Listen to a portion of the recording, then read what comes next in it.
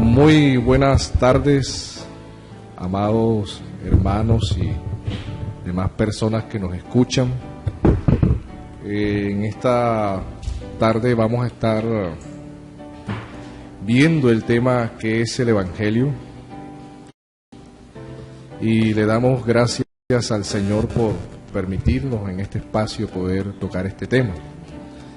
Antes de comenzar a desarrollarlo, queremos decirles que somos de la Iglesia Bautista Reformada Salvación y Vida Eterna. Estamos en la calle 72 con carrera 49 esquina. Los servicios los tenemos los días domingo en ese lugar a las 9:30 de la mañana. Y próximamente pues estaremos desde septiembre en una nueva sede. Y para comenzar a desarrollar este tema, que es el Evangelio, pues nos acompaña el pastor Oduber Miranda y nuestro hermano Gerley Causil, y tenemos la compañía de nuestra hermana Eodia. Hay que aprender el sí. Y tenemos varias preguntas. Dentro de esas preguntas es ¿qué significa el Evangelio? La cual la va a estar explicando el pastor Oduber. ¿Qué no es el Evangelio? La cual estará explicando nuestro hermano Gerley. Y vamos a estar viendo cuál es el contenido o el propósito del Evangelio, su enfoque doctrinal. Y hermano Oduber, ¿qué significa el Evangelio? Bueno, casi siempre o tradicionalmente estamos muy acostumbrados a escuchar que Evangelio es buena nueva o buena noticia. Esto es en esencia cierto, pero queremos hoy profundizar cuál es la raíz o de dónde viene todo el significado de la palabra Evangelio. Para eso vamos a recurrir a una terminología que nos da el origen de la palabra, y esta se origina en una palabra griega que es kerigma. Hay otra que es kerizo. De esa se forma un sustantivo que es kerix, que significa heraldo, pregonero o predicador. El verbo kerizo se traduce por gritar en voz alta, proclamar, pregonar, anunciar, conocer, predicar. Y el kerigma en griego tiene dos acepciones. Indica lo que un heraldo anuncia, de ahí que tiene un mensaje. Es una buena noticia, pero esa buena noticia tiene un contenido. ¿Cuál es el contenido de esa buena noticia? Eso es un aspecto. Así que es noticia, pero esa noticia tiene un mensaje que se va a comunicar. Y la misma palabra también dice, se indica el producto de la proclamación y el mismo acto de proclamar. Si nosotros vamos al Evangelio de Marcos, por lo menos en el capítulo 1, versículo 3, dice, voz que clama. Eso es proclamar, anunciar, predicar. ¿Qué cosa? Una noticia. ¿Cuál es el contenido de la noticia? Lo va a desarrollar el Evangelio. ¿Qué es el Evangelio entonces? Sí, es una buena noticia, pero preocupa cuando se deja hasta ahí, porque entonces se olvida a veces que hay dos elementos esenciales. Hay un pregonero de la noticia y hay un contenido de la noticia. ¿Quién es el pregonero o quién debe ser el pregonero de la noticia? Un discípulo. ¿Y cuál es el contenido de la noticia? Ahora vamos a ir desarrollando por partes esos contenidos esenciales. El mensaje del Evangelio. ¿Cuál es el mensaje esencial del Evangelio? Si nosotros tomamos el Evangelio de Marcos como un ejemplo de la proclamación del Evangelio dentro de las primeras comunidades cristianas, dice, capítulo 1, versículo 1, principio del Evangelio de Jesucristo. Entonces fíjense que es una buena noticia, pero es una buena noticia acerca de alguien. lo que se está proclamando, enseñando, pregonando, anunciando el heraldo es una persona. El contenido es el de la vida, obra, muerte, resurrección de una persona. Eso también nos da a nosotros ver que el Evangelio está incrustado dentro de la historia, porque el asunto aquí es quién es la persona de Jesús. Si usted ve, el Evangelio de Marcos se construye sobre ese eje. Muchas personas alrededor del Evangelio se preguntan, ¿y quién eres tú? ¿Y por qué Él hace esto? ¿Y qué significa eso que Él está haciendo? ¿Con qué autoridad lo hace? Todo eso es el Evangelio y se va a contestar. Lo primero que el Evangelio de Marcos nos dice sobre lo que es el Evangelio es que es una proclamación. Que es una proclamación sobre la vida de alguien, sobre la obra de alguien, sobre el sentido de la muerte y resurrección de alguien. Pero también nos dice que el Evangelio, en un sentido, es una buena noticia, pero no es una completamente nueva noticia. Porque miren de dónde viene, como está escrito en el profeta Isaías. Es buena, pero es muy antigua, se ha proclamado desde hace tiempo. Voz de que clama en el desierto, enderezad, preparad el camino del Señor. ¿Cuál Señor? Jesucristo. Enderezad sus sendas. Este es un contenido esencial del Evangelio. Miren cómo comienza el Evangelio. Comienza con un llamado a enderezar los caminos. Entiéndase aquí camino, modo de vida, orientación de la vida de cada persona. Corregir el camino. Eso tiene que ver mucho con la palabra arrepentimiento, porque curiosamente la palabra hebrea de arrepentimiento, que es teshuvah, quiere decir volverse. Y la imagen de esa palabra es, usted va por un camino, recibe el anuncio y toma otra dirección. O sea que frente a Jesús, el hombre debe devolverse de su mal camino y asumir otro camino en la vida. Fíjense que esos son los contenidos esenciales del Evangelio. Si en el anuncio de la buena nueva de Jesucristo no hay un llamado al arrepentimiento, no hay Evangelio. No hay uno de los elementos esenciales. Después dice, bautizaba Juan en el desierto y predicaba el bautismo de arrepentimiento para perdón de pecados. Así que la buena noticia es, sí hay perdón de pecados, pero ¿cómo es que hay ese perdón de pecados? Entonces dice, salían a él toda la provincia de Judea y a todos los de Jerusalén y eran bautizados por él en el Jordán confesando sus pecados. Pero ¿quién es el que perdona los pecados? Si nosotros vamos más adelante en el Evangelio de Marcos también, donde aparece la narración del paralítico, los judíos se preguntan, ¿cómo es que éste se atreve a decir a este paralítico que tus pecados te son perdonados? Y la pregunta que ellos se hacen es, ¿quién es él para que diga eso? Entonces, en el milagro se revela la identidad. Pues, ¿quién puede perdonar pecados si no solo Dios? Entonces, si Jesús dice, levántate y anda, porque los pecados te son perdonados, ¿quién es el que está hablando entonces? Entonces, el evangelio revela la identidad de Jesús. Por eso el eje de identidad es muy importante. ¿Quién es aquel de quien estos hombres proclaman?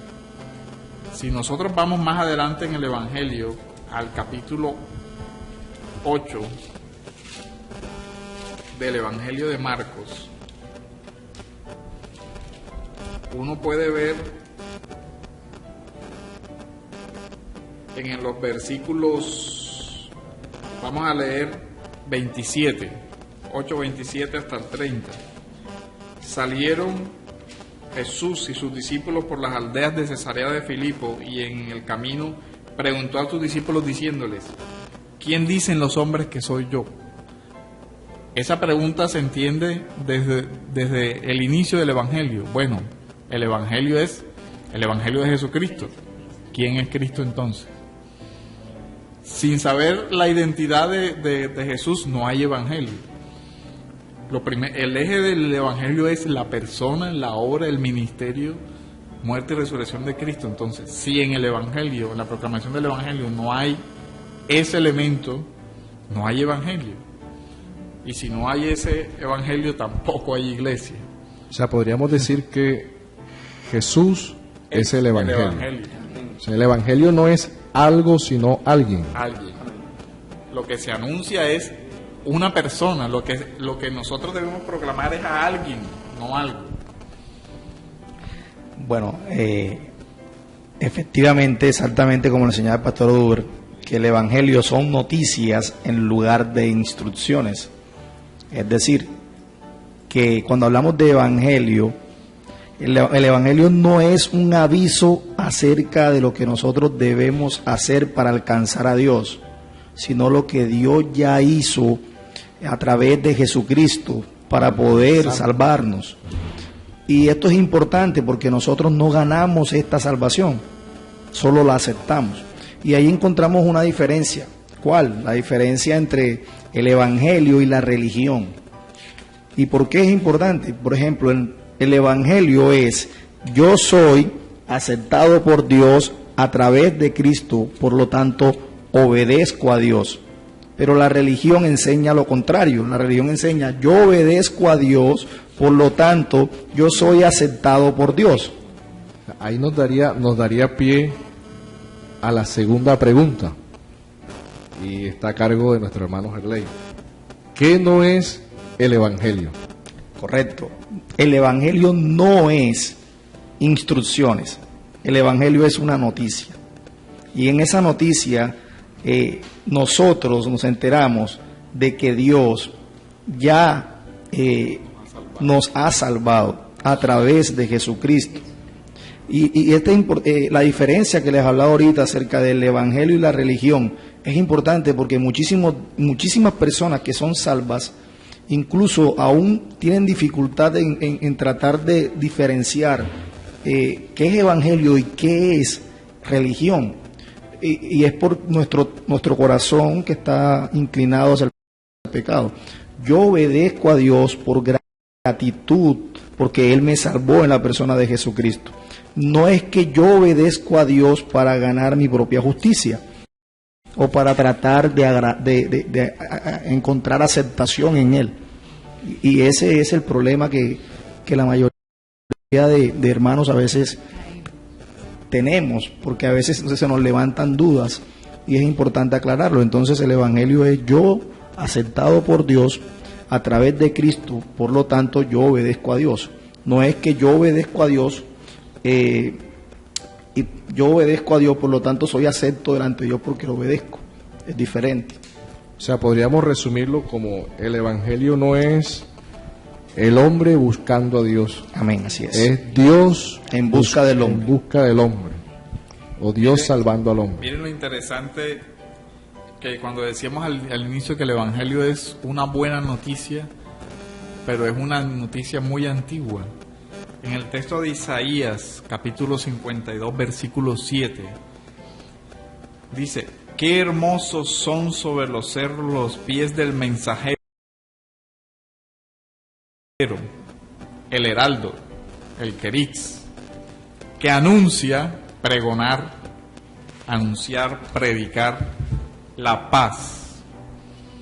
Y miren ese término paz, porque después el evangelio se va a referir a que estamos en paz con Dios por medio de la justificación, que trae buenas noticias, que anuncia la salvación, lo que estaba diciendo el hermano Gerley. No anuncia el medio de la salvación, anuncia al Salvador.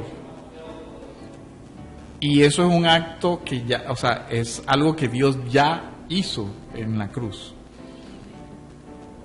Y dice a Sión: ya reina tu Dios.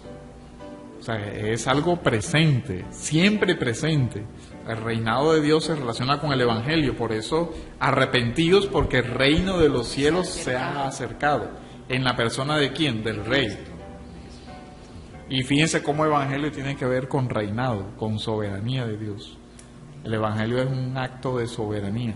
Es Dios mismo en el evangelio de Marcos quien anuncia a su Salvador, porque en el versículo 9 en adelante hasta el 11 dice: aconteció en aquellos días que Jesús vino de Nazaret de Galilea y fue bautizado por Juan en Jordán.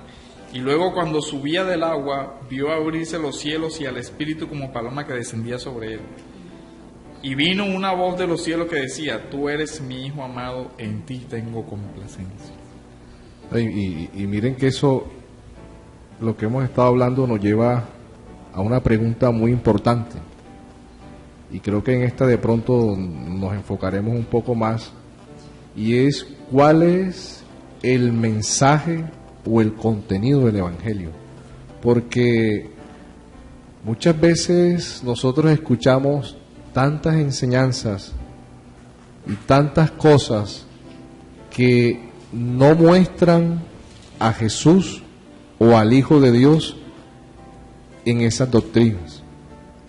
Hermano Gerley, de acuerdo a la experiencia que tú tienes, ¿cuál es el mensaje o contenido del Evangelio?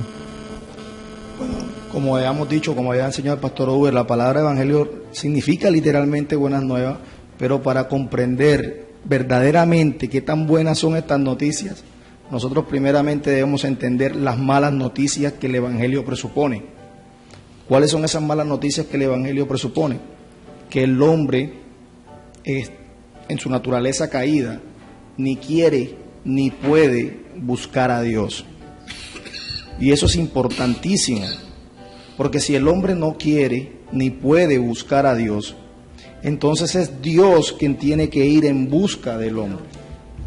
Así que el enfoque primario o el enfoque principal del evangelio es anunciarnos esa buena noticia de que Dios ha provisto un sustituto, y ese sustituto es nuestro Señor Jesucristo. Y eso es un enfoque, o el enfoque doctrinal en la encarnación, exactamente. Pero ese enfoque doctrinal también nos lleva a un enfoque personal. Eso tiene un impacto personal, porque realmente cuando nosotros llegamos a Cristo hay un cambio interno de todo nuestro ser. Es decir, que la manera como pensábamos y la manera como sentíamos es completamente cambiado. El Señor cambia nuestros deseos, el Señor cambia muchísimas cosas que antes, como decía un gran predicador, empezamos a amar lo que antes odiábamos y empezábamos a odiar lo que antes amábamos. Antes amábamos el mundo y los deleites del mundo, empezamos a odiar eso y empezamos a amar lo que antes odiábamos, que era Dios, su palabra, su evangelio.